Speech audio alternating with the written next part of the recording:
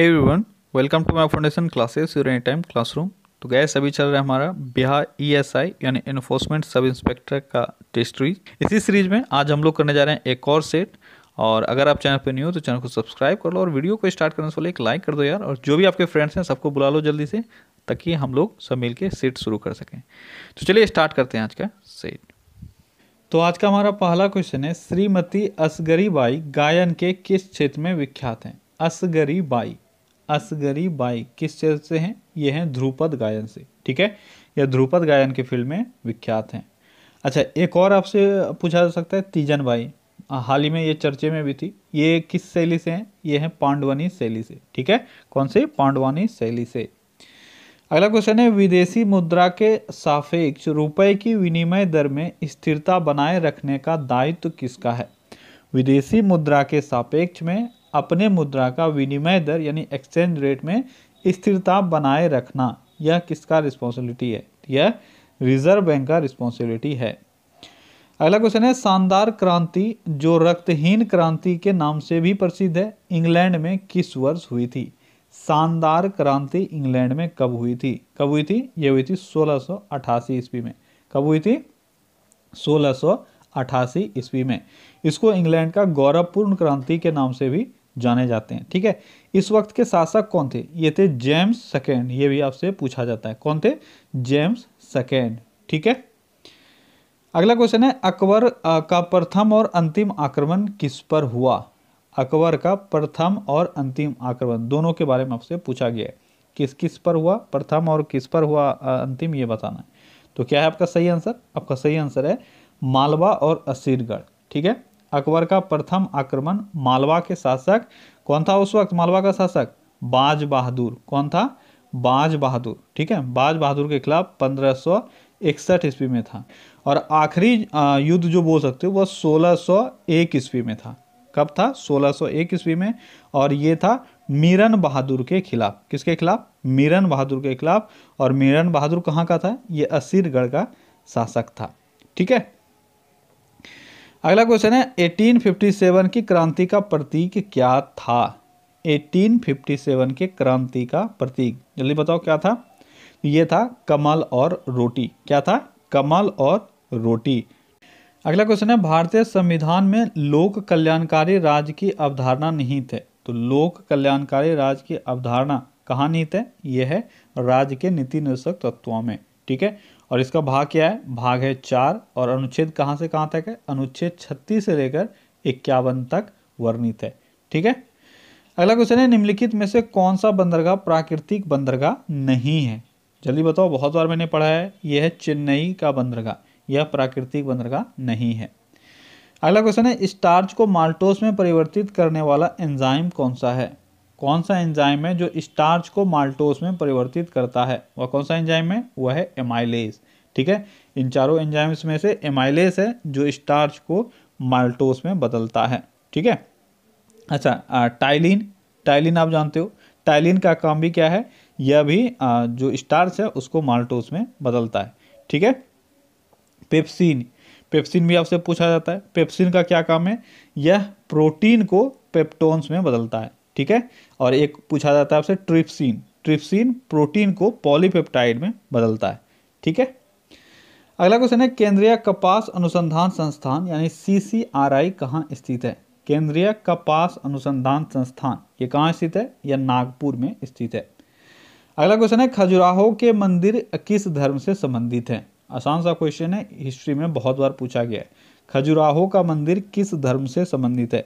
तो यहाँ पे बहुत अच्छे से आपका आंसर दिया हुआ है, ठीक है। हिंदू और जैन धर्म दोनों से, इसलिए कभी भी आपका गलती नहीं होना चाहिए, क्योंकि यहाँ आज आपने दोनों पढ़ लिया है, ठीक है। खजुराहो का मंदिर चंदेल शासकों ने बनवाया था और यह हिंदू और जैन दोनों धर्मों से संबंधित है।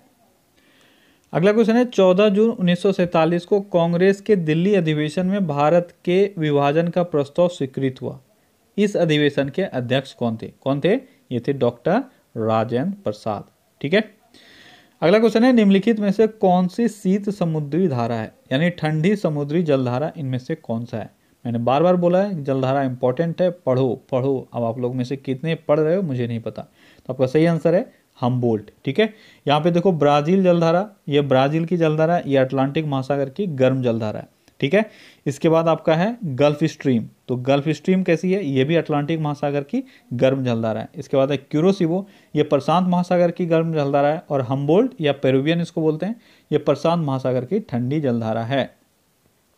अगला क्वेश्चन है, मृदा में गतिशील तत्व होता है। तो मृदा में यानी मिट्टी में गतिशील तत्व कौन सा होता है, कौन सा होता है, ये होता है नाइट्रोजन।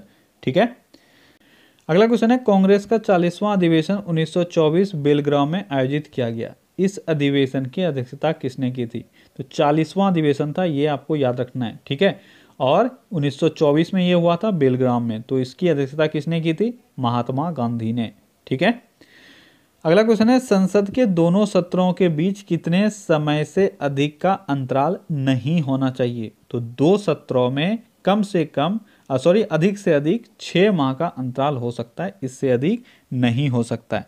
ठीक है, अगला क्वेश्चन है, भारत के चावल के कटोरे के क्षेत्र का नाम बताएं। तो भारत में किस क्षेत्र को चावल का कटोरा कहा जाता है? तो वो कौन सा क्षेत्र है? वो है कृष्णा गोदावरी का मैदान।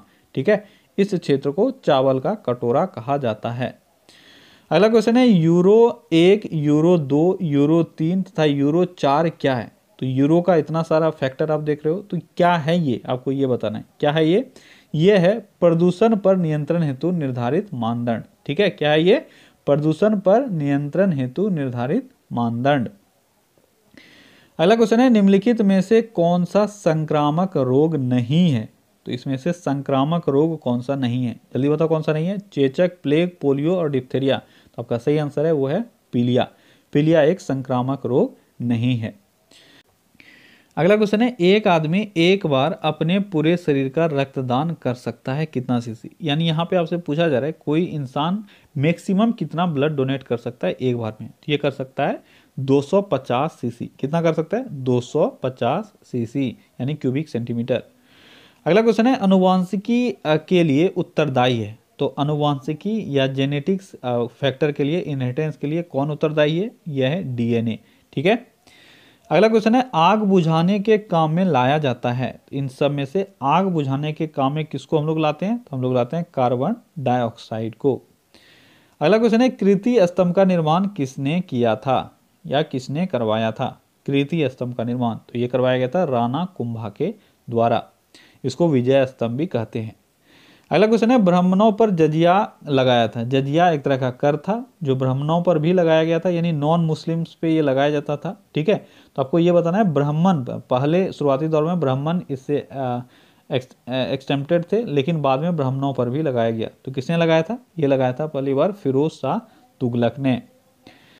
अगला क्वेश्चन है, गेहूं के लिए वर्षा चाहिए। तो गेहूं के लिए ऑन एन एवरेज कितना बारिश चाहिए? तो ये चाहिए 60 सेंटीमीटर से लेकर 90 सेंटीमीटर के बीच में गेहूं के लिए वर्षा चाहिए। अगला क्वेश्चन है, फोटोग्राफी में फिक्सर के तौर पर क्या प्रयोग किया जाता है? फिक्सर के तरह फोटोग्राफी में किस चीज़ का हम लोग यूज़ करते हैं? तो किसका यूज़ करते हैं? हम लोग सोडियम थायोसल्फेट का यूज़ करते हैं। अगला क्वेश्चन है, अजंता की अप्सरा किस काल की उत्कृष्टता चित्रावली है? यानी किस काल की चित्रावली को दिखाता है अजंता की अप्सरा? चलिए बताओ ये किस काल की है? तो यह है गुप्त काल की। ठीक है, अगला क्वेश्चन है, सांकेतिक मुद्रा का प्रचलन किस शासक द्वारा प्रारंभ किया गया? सांकेतिक मुद्रा, जल्दी बताओ, सांकेतिक मुद्रा का प्रचलन किस शासक के टाइम में हुआ? तो ये किसके टाइम में हुआ? मोहम्मद बिन तुगलक के टाइम में, जो आपको पता है एक बहुत बड़ा ये फेलियर था।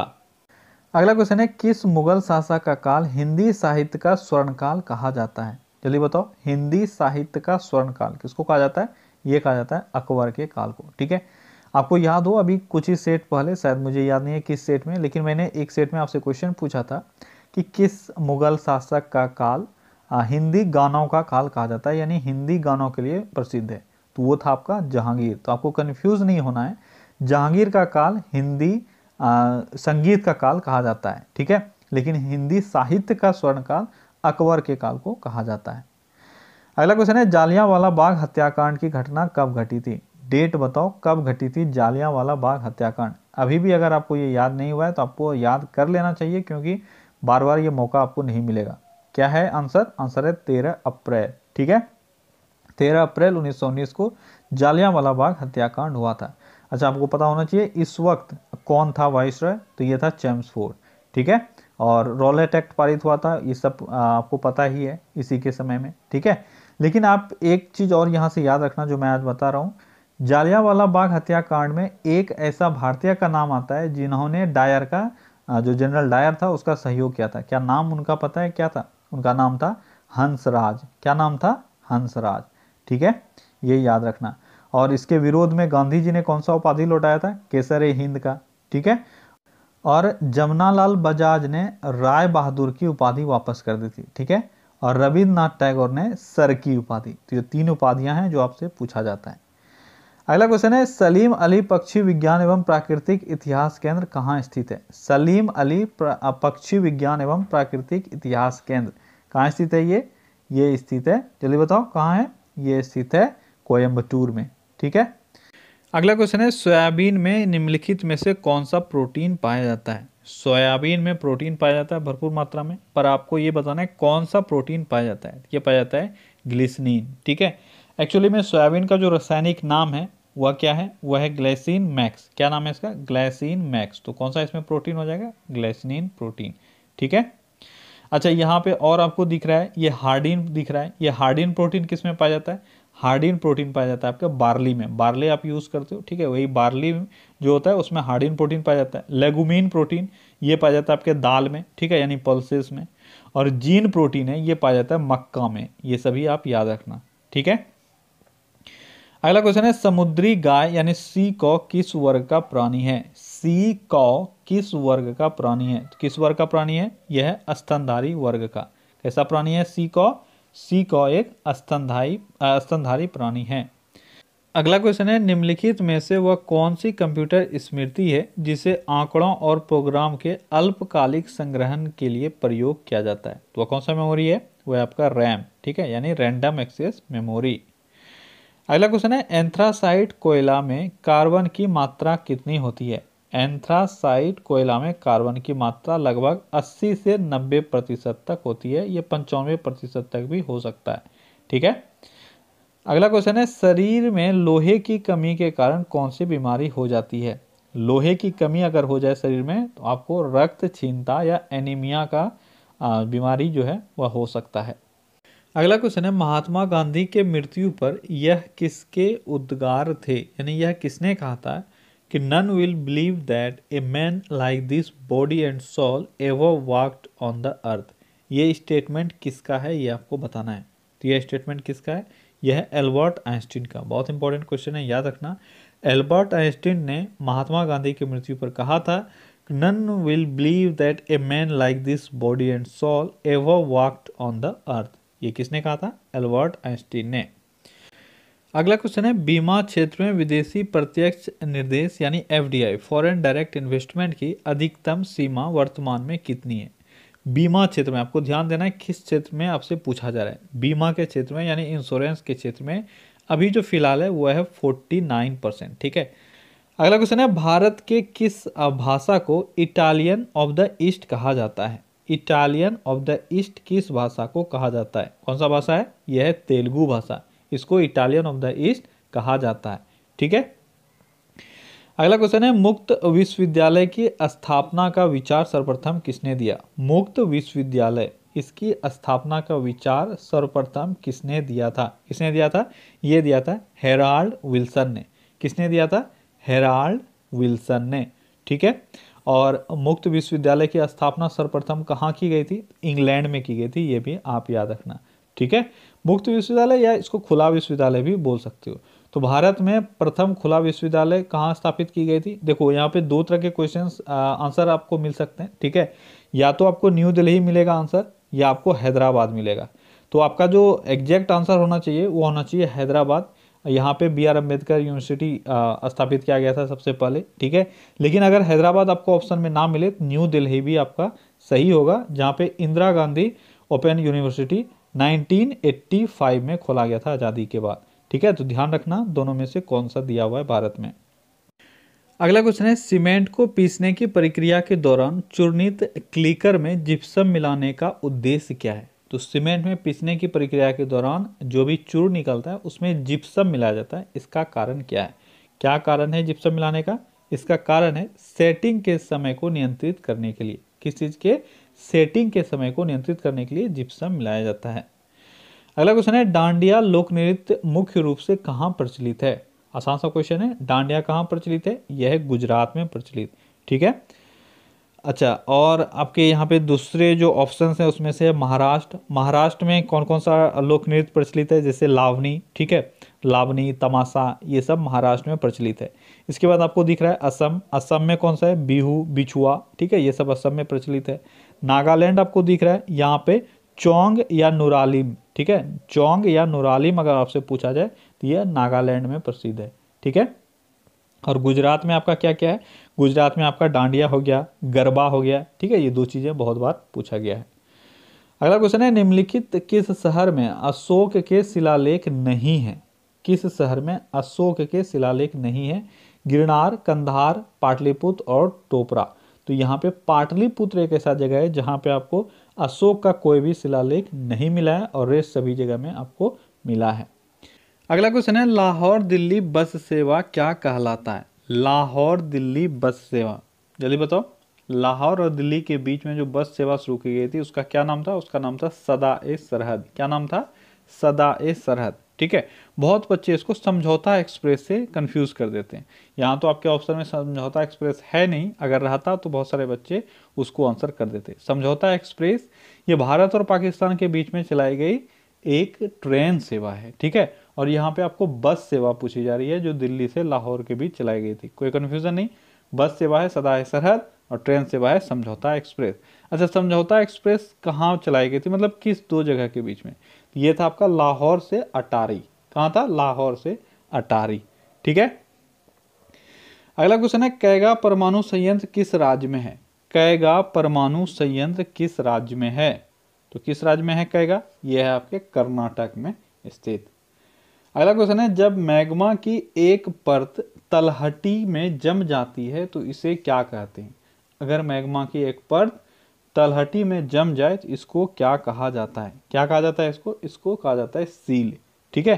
देखो, अलग अलग फॉर्मेशन होता है। जब भी मैग्मा जो है वह बाहर नहीं निकल पाता है और पृथ्वी के सतह के अंदर में ही वो जम जाता है तो अलग अलग शेप का निर्माण होता है, अलग अलग आकार होता है। ठीक है। जैसे बैथोलिथ, फैथोलिथ, बहुत सारे आपने पढ़े हुए हैं। ठीक है। उसी में से एक है आपका सील। अगला क्वेश्चन है, झूम है एक। तो झूम क्या है? आसान सा क्वेश्चन है। झूम एक तरह का कृषि का तरीका है। अगला क्वेश्चन है, संविधान का निम्नलिखित में से कौन सा अनुच्छेद सेंसरशिप को निषेधित करता है? सेंसरशिप को कौन सा अनुच्छेद निषेधित करता है? जल्दी बताओ। यहाँ अगर सेंसरशिप का मीनिंग आपको पता है तो आप आसानी से क्वेश्चन को कर पाओगे। जल्दी बताओ आंसर क्या होगा? आपका सही जो आंसर है वह है अनुच्छेद 19। ठीक है। सेंसरशिप का मतलब क्या हुआ? सेंसरशिप का मतलब हुआ कि आपके स्वतंत्रता पे अगर कोई रोक लगाए तो उसको हम लोग सेंसरशिप बोलेंगे। यानी आपके कम्युनिकेशन पे रोक लगाया जाए, आपके अभिव्यक्ति को आप अपने मन की जो अभिव्यक्ति है उसको प्रकट करने पर अगर आप पर रोक लगाया जाए तो उसको हम लोग सेंसरशिप बोलते हैं। ठीक है। और अनुच्छेद 19 में हमें अभिव्यक्ति की स्वतंत्रता है। ठीक है। इस कारण से हम लोग ये बोल सकते हैं कि अनुच्छेद 19 से सेंसरशिप को निषेधित किया जा सकता है। अगला क्वेश्चन है, कौन सा देश भौगोलिक दृष्टि से एशिया में है किंतु नाटो का अंग है? भौगोलिक दृष्टि से वह एशिया में है पर वह नाटो का अंग है। वह कौन सा देश है? जल्दी बताओ कौन सा देश है वो देश है आपका टर्की। ठीक है। टर्की या तुर्की। तुर्की यूरोप का मरीज भी इसको कहा जाता है। ठीक है।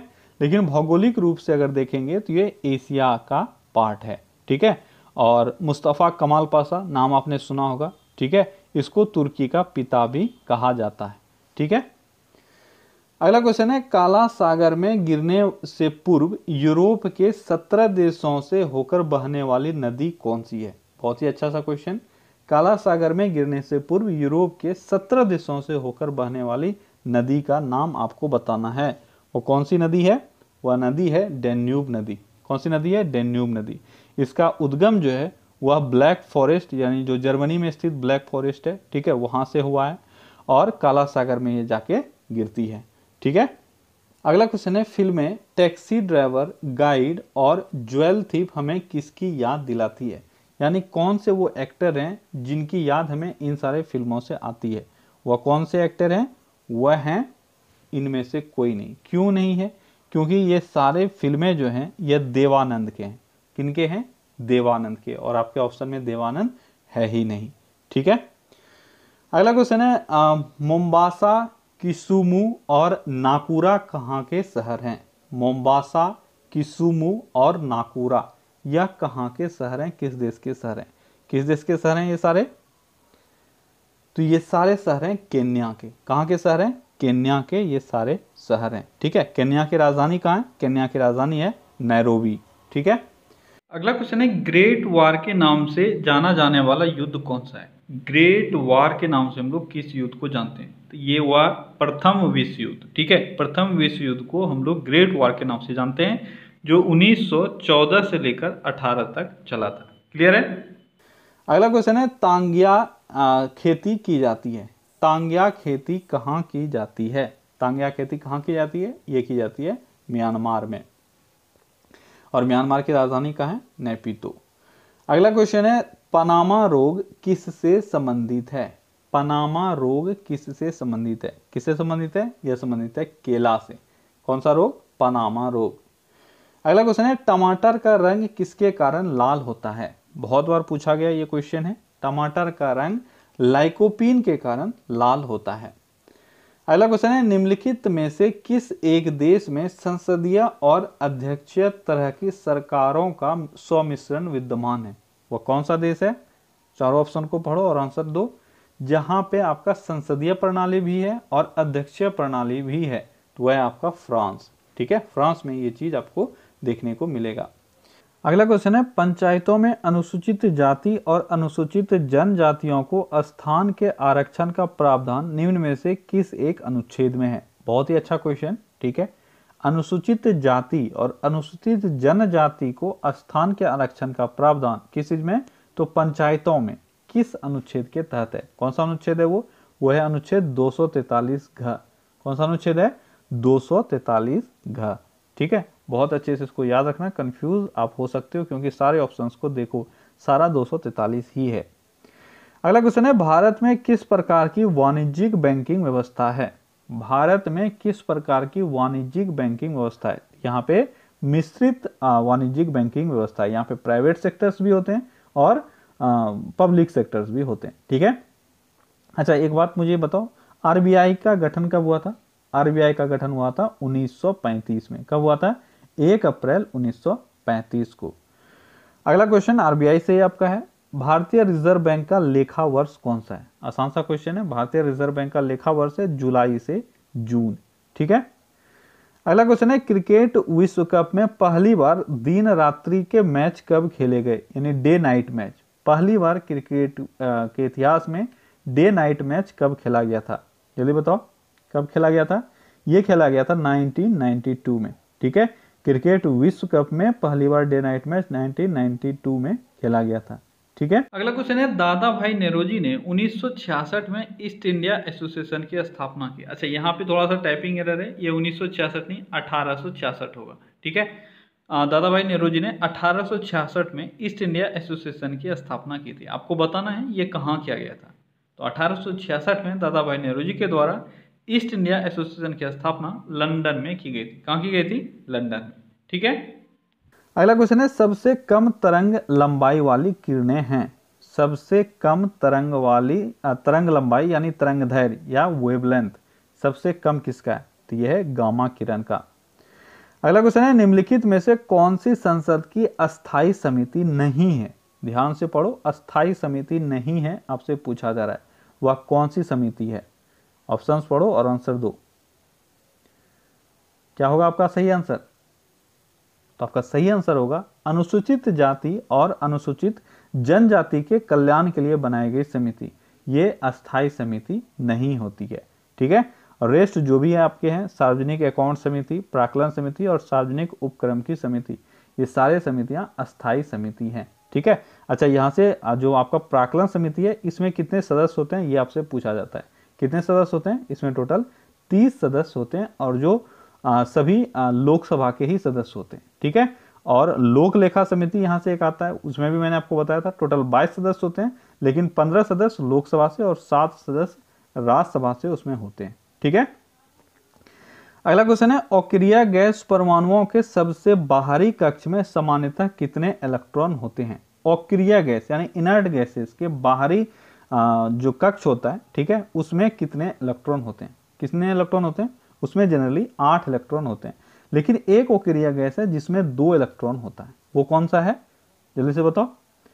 बिल्कुल सही, वो है हीलियम आपका, ठीक है। हीलियम के बाहरी जो ऑर्बिट है उसमें 2 इलेक्ट्रॉन होता है।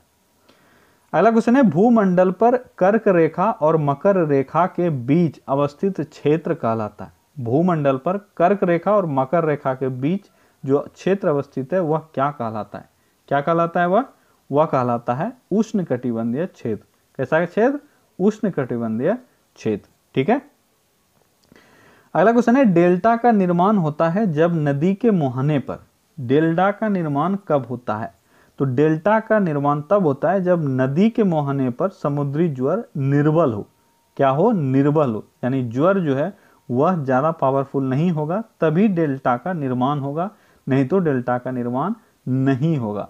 डेल्टा का निर्माण तब किसका निर्माण होगा? अगर ज्वार जो है वह प्रबल हो गया तो वहां पे एस्चुरी का निर्माण होगा, ठीक है। अगला क्वेश्चन है, जर्मनी की मुद्रा क्या है? जर्मनी की मुद्रा, तो क्या है जर्मनी की मुद्रा? जर्मनी की मुद्रा है यूरो, ठीक है। 2002 से वहां की मुद्रा यूरो है। क्लियर है? अगला क्वेश्चन है, ऋग वैदिक आर्य किस भाषा का प्रयोग करते थे? ऋग वैदिक आर्य संस्कृत भाषा का प्रयोग करते थे, ठीक है। और आर्य का अगर आपसे पूछा जाए कि सर्वप्रथम वह कहाँ भारत में आए थे, तो आप जानते हो पंजाब सिंध एरिया में वह सबसे पहले आए थे। और कहाँ से आए थे? मध्य एशिया से आए थे, जो मैक्स मुलर ने कहा था, ये सर्वाधिक मान्य भी है। अगला क्वेश्चन है, कौन सा अभ्यारण्य विश्व धरोहर घोषित किया गया है? यानी इन चारों में से आपको बताना है कौन सा वह अभ्यारण्य है जिसको विश्व धरोहर घोषित किया गया है। ये आपका केवलादेव, केवलादेव को विश्व धरोहर घोषित किया गया है। और ये सारे जो भी आपके ऑप्शंस में दिख रहे हैं, ये सारे कहाँ हैं? ये सारे हैं राजस्थान में, ठीक है। अगला क्वेश्चन है, नए राज्यों के निर्माण अथवा विद्यमान राज्यों की सीमाओं को परिवर्तित करने का अधिकार होता है किसके पास? किसके पास ये अधिकार है? ये अधिकार है सांसद के पास। किसके पास? संसद के पास ये अधिकार है कि वह नए राज्यों का निर्माण कर सकता है या जो विद्यमान राज्य हैं उसके सीमाओं में परिवर्तन भी कर सकते हैं। अगला क्वेश्चन है, निम्नलिखित में से प्राचीन भारत के किस राजा को आधुनिक लेखकों ने राजा के वेश में सन्यासी कहा था? राजा के वेश में सन्यासी किसको कहा गया है?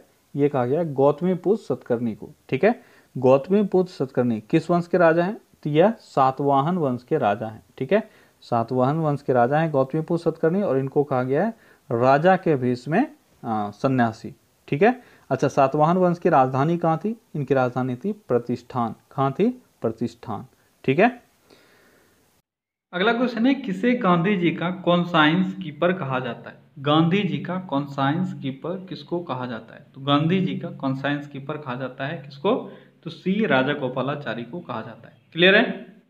अगला क्वेश्चन है, लाउड स्पीकर में ऊर्जा परिवर्तन होता है। आसान सा क्वेश्चन है, लाउड स्पीकर में ऊर्जा परिवर्तन कैसा होता है? ये होता है विद्युत से यांत्रिक और फिर यांत्रिक से ध्वनि ऊर्जा में। अगला क्वेश्चन है, परमाणु की प्रभावी त्रिज्या होती है। परमाणु की प्रभावी त्रिज्या होती है 10⁻⁻10 मीटर। अगला क्वेश्चन है, निम्नलिखित पादप अंगों में से कौन सा अंग श्वसन अंग है? इन चारों में से, चार में तो है नहीं, चौथा 3 में से बताओ श्वसन अंग कौन सा होता है? कौन सा है? ये है पत्ती, ये पादपों का श्वसन अंग होता है। अगला क्वेश्चन है, द्वितीय विश्व युद्ध के युद्ध अपराधियों पर कहाँ मुकदमा चला था? द्वितीय विश्व युद्ध ये आपने बहुत बार पढ़ा है। अब आप बताओ कि जो भी युद्ध अपराधी हुए उन पर कहाँ मुकदमा चलाया गया था? तो उन पर न्यूरमबर्ग में मुकदमा चलाया गया था। कहाँ चलाया गया था? न्यूरमबर्ग में, ठीक है। अच्छा, आप ये बताओ द्वितीय विश्व युद्ध में कितने देशों ने भाग लिया? टोटल कितने देशों ने भाग लिया था? टोटल 61 देशों ने भाग लिया था, ठीक है। और द्वितीय विश्व युद्ध का तत्कालिक जो कारण था वो क्या था? वो था जर्मनी का पोलैंड पर आक्रमण। तो जर्मनी ने जो पोलैंड पे आक्रमण किया था, ठीक है, किसने किया था? जर्मनी ने। किस पर? तो पोलैंड पर, ठीक है, ये था तत्कालीन कारण। और जो युद्ध में यानी द्वितीय विश्व युद्ध में हारने वाला अंतिम जो देश था वो कौन सा था? वो था आपका जापान, ठीक है। जर्मनी तो पहले ही हार गया। अच्छा, जर्मनी को हराने का श्रेय किसको जाता है? जापान को हराने का श्रेय तो आप जानते हो ये अमेरिका के पास है, लेकिन जर्मनी को हराने का श्रेय किसके पास है? तो ये रूस के पास है, ठीक है। ये 2-3 चीजें आप याद रखना। और जापान को किस तरह से अमेरिका ने हराया? एटम बम गिराकर। 6 अगस्त और 9 अगस्त को 2 एटम बम गिराया गया, एक हिरोशिमा पर, ठीक है, और दूसरा 9 अगस्त को नागासाकी पर, ठीक है। अगला क्वेश्चन है, कौन सा देश यूरेनियम के उत्पादन में अग्रणी है? तो जो भी आपके ऑप्शंस में है इसमें से आपको बताना है सबसे अग्रणी देश कौन सा है। कौन सा देश है? वो है कनाडा, जो यूरेनियम के उत्पादन में सबसे अग्रणी है। लेकिन अगर पूरे वर्ल्ड में आपसे पूछा जाए तो कजाकिस्तान सबसे आगे है यूरेनियम के उत्पादन में, और सेकेंड पोजिशन आता है कनाडा का, ठीक है। अगला क्वेश्चन है, निम्न में से किस गैस का उपयोग बैक्टीरिया को मारने में किया जाता है? बैक्टीरिया को मारने में क्लोरीन गैस का उपयोग किया जाता है, इसलिए पानी को प्यूरिफाई करने के लिए भी क्लोरीन मिलाया जाता है, ठीक है। अगला क्वेश्चन है, केंद्र सरकार के राजस्व का मुख्य स्रोत क्या है? केंद्र सरकार के राजस्व का मुख्य स्रोत है केंद्रीय उत्पाद कर। क्या है? केंद्रीय उत्पाद कर। अगला क्वेश्चन है, अग्नि 2 प्रक्षेपास्त्र का रेंज लगभग कितना है? अग्नि 2 प्रक्षेपास्त्र का रेंज कितना है लगभग? यह है लगभग 2000 किलोमीटर, ठीक है। इसका रेंज 2000 किलोमीटर से लेकर 3000 किलोमीटर तक का है, ठीक है। अगला क्वेश्चन है, पृथ्वी की आयु का आकलन किससे किया जा सकता है? पृथ्वी की आयु का आकलन हम लोग यूरेनियम डेटिंग से करते हैं। किससे करते हैं? यूरेनियम डेटिंग से। अगर आपको जीवाश्म की आयु पूछा जाए तो आप कार्बन डेटिंग यूज करते हो, लेकिन अगर पत्थरों का, मिट्टी का, किसी भी चीज का अगर आपसे आयु पूछा जाए तो आप यूरेनियम डेटिंग यूज करते हो, ठीक है। अगला क्वेश्चन है, निम्न में से कौन अम्ल वर्षा से सबसे ज्यादा प्रभावित होता है? तो जो भी आपके ऑप्शंस हैं इसमें से अम्ल वर्षा यानी एसिड रेन से सबसे अधिक प्रभावित कौन होगा? तो ये है जलीय जीव यानी मछली। मछली को सबसे अधिक प्रभाव होगा, मछली पर सबसे अधिक प्रभाव पड़ेगा अम्ल वर्षा यानी एसिड रेन का, ठीक है। अगला क्वेश्चन है, किस देश में सबसे अधिक पशुओं की संख्या है? पशुओं की सबसे अधिक संख्या किस देश में? किस देश में है? यह है भारत में। अगला क्वेश्चन है, किस नदी पर न्यूयॉर्क बसा है? न्यूयॉर्क किस नदी पर बसा है? कौन सा नदी है वो है हडसन नदी, ठीक है। अगला क्वेश्चन है, शिवाजी के जीवन की प्रारंभिक कार्यस्थली कहाँ थी? शिवाजी के जीवन की प्रारंभिक कार्यस्थली ये थी मालवा प्रदेश। कहाँ थी ये थी मालवा प्रदेश। अगला क्वेश्चन है, 1906 में राजस्व शब्द का प्रयोग करने वाला प्रथम भारतीय कौन था? कौन वो प्रथम भारतीय था जिसने राजस्व शब्द का प्रयोग किया था? ये थे दादा भाई नौरोजी। और 1906 में कांग्रेस का अधिवेशन कहाँ हुआ था?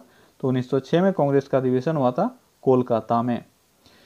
अगला क्वेश्चन है, किस हार्मोन को मादा हार्मोन के नाम से भी जाना जाता है? कौन सा हार्मोन है? वह है एस्ट्रोजन, ठीक है। एस्ट्रोजन को मादा हार्मोन के नाम से भी जाना जाता है। और टेस्टोस्टेरोन जो हार्मोन है इसको पुरुष हार्मोन के नाम से यानी मेल हार्मोन के नाम से जाना जाता है। अगला क्वेश्चन है, सबसे अधिक चमकीला तारा कौन सा है? सबसे अधिक चमकीला तारा कौन सा है? जल्दी बताओ कौन है वो है आपका सिरियस तारा, ठीक है। यह सबसे अधिक चमकीला तारा है। इसको हम लोग डॉग स्टार के नाम से भी जानते हैं। अगला क्वेश्चन है, भारतीय जलवायु कहलाती है। भारतीय जलवायु कैसी जलवायु है? तो भारतीय जलवायु है उष्णकटिबंधीय जलवायु। कैसी जलवायु है? उष्णकटिबंधीय जलवायु, ठीक है। अगला क्वेश्चन है, हिंदू मिथक शास्त्र में कितने पुराण हैं? हिंदू मिथक शास्त्र में कितने पुराण हैं? तो टोटल 18 पुराण है हिंदू मिथक शास्त्र में, ठीक है। अगला क्वेश्चन है, किस भारतीय निशानेबाज ने हाल ही में दोहा में आयोजित एशियाई निशानेबाजी चैंपियनशिप में 10 मीटर एयर पिस्टल गेम में स्वर्ण पदक जीता है? वो कौन भारतीय निशानेबाज है? वो है मनु भाकर, ठीक है। अगला क्वेश्चन है, किस देश ने हाल ही में घोषणा किया है कि वह भूमिगत संयंत्र के लिए यूरेनियम संवर्धन फिर से शुरू करेगा? तो कौन सा देश है वो देश है ईरान। अगला क्वेश्चन है, किस देश ने हाल ही में सूडान के पहले उपग्रह का प्रक्षेपण किया है? तो सूडान के पहले उपग्रह का प्रक्षेपण किस देश ने किया है? ये किया है चीन ने, ठीक है। अगला क्वेश्चन है, लोक जनशक्ति पार्टी के नए अध्यक्ष कौन हैं? लोक जनशक्ति पार्टी के नए अध्यक्ष कौन है? ये हैं चिराग पासवान। अगला क्वेश्चन है, नासा के किस यान ने 42 वर्षों की यात्रा के बाद नवंबर 2019 में सूर्य की परिधि तक पहुंचने का रिकॉर्ड कायम किया है? तो नासा का वो कौन सा यान है? वो है वोयेजर 2। कौन सा यान है? वोयेजर 2 42 वर्षों की यात्रा के बाद नवंबर 2019 में यह सूर्य की परिधि तक पहुंचा है। अगला क्वेश्चन है, भारतीय रिजर्व बैंक ने किस बैंक पर ऋण नियमों का उल्लंघन करने पर 5 करोड़ रुपए का जुर्माना लगाया है? तो इन चारों बैंकों में से आपको बताना है वह कौन सा बैंक है। वह बैंक है मेहसाना अर्बन कोऑपरेटिव बैंक, जिस पर 5 करोड़ रुपए का जुर्माना लगाया गया था आरबीआई के द्वारा। अगला क्वेश्चन है, निम्नलिखित में से किस शिक्षण संस्थान ने भारत की पहली स्टैंडिंग व्हीलचेयर बनाई है? तो वो कौन सा शिक्षण संस्थान है जिसने स्टैंडिंग व्हीलचेयर बनाया है? वह है आईआईटी मद्रास। अगला क्वेश्चन है, हिंदी की किस उत्कृष्ट साहित्यकार को वर्ष 2019 के व्यास सम्मान के लिए चुना गया है? 2019 के व्यास सम्मान के लिए किनको चुना गया है? यह है नासिरा शर्मा। ठीक है, नासिरा शर्मा को 2019 का व्यास सम्मान दिया गया है। और उनके किस कृति के लिए? तो कागज के 9, याद रखना आप, कागज के 9 के लिए उनको यह सम्मान दिया गया है। अगला क्वेश्चन है, फीफा 2020 अंडर 17 महिला विश्व कप का आयोजन निम्नलिखित में से किस देश में किया जाएगा? तो फीफा 2020 अंडर 17 का आयोजन इस वर्ष भारत में किया जाना है। ठीक है, अगला क्वेश्चन है, केंद्र सरकार ने हाल ही में किस संस्थान के लिए एचएस कोड जारी किया है? एचएस कोड अभी हाल ही में किस संस्थान के लिए जारी किया गया है? ये जारी किया गया खादी और ग्रामोद्योग आयोग के लिए, यानी केवीआईसी के लिए। ठीक है, एचएस कोड एक 6 डिजिट कोड होता है। ठीक है, और इस कोड का इस्तेमाल किया जाता है जब इंटरनेशनल मार्केट में आप जाते हो तब। ठीक है, ओके गाइस, तो ये था आज का टॉप 100 क्वेश्चंस। आई होप कि पर डे की तरह आज का सेट भी आपको अच्छा लगा होगा और आपने कुछ सीखा होगा। ठीक है, अगर आपको सेट अच्छा लगा और अभी तक आपने सेट लाइक नहीं किया है तो एक लाइक कर दो यार, और फिर अपने फ्रेंड्स के साथ भी शेयर कर दो जल्दी से जल्दी, जिसने भी ये सेट नहीं दिया है। ठीक है, चलिए कल फिर से हम लोग 8:30 बजे इवनिंग में आते हैं, क्योंकि पर डे हम लोग 8:30 बजे शाम में इस टेस्ट को लगाते हैं। चलिए कल फिर से मिलते हैं। Till then take care, bye bye.